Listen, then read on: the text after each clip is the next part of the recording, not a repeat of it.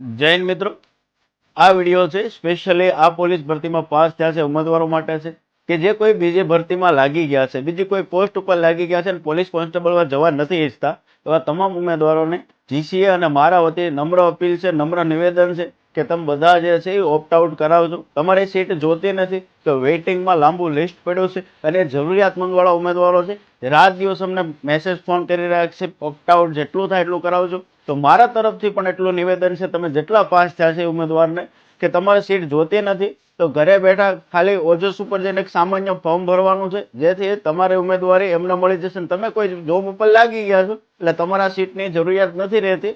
તો એવા બાકીના જે પાછળ રહેલા ઉમેદવારો જે છે એને મોકો આપજો, કારણ કે કોન્સ્ટેબલ દોસ્ત એવી પોસ્ટ છે સામાન્ય મધ્યમ પરિવારના ઉમેદવારો છે એ આવતા હોય છે.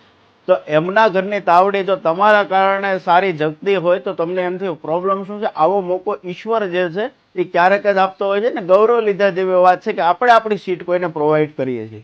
તો એવા તમામ ઉમેદવારો કે જે બીજી કોઈ પોસ્ટની અંદર લાગી ગયા છે એને ફરી એકવાર નમ્ર નિવેદન છે કે ઓપ્ટ આઉટ કરજો અને મેક્સિમમ વિડીયો શેર કરજો. જય હિન્દ, જય દ્વારકાધીશ. એક તારો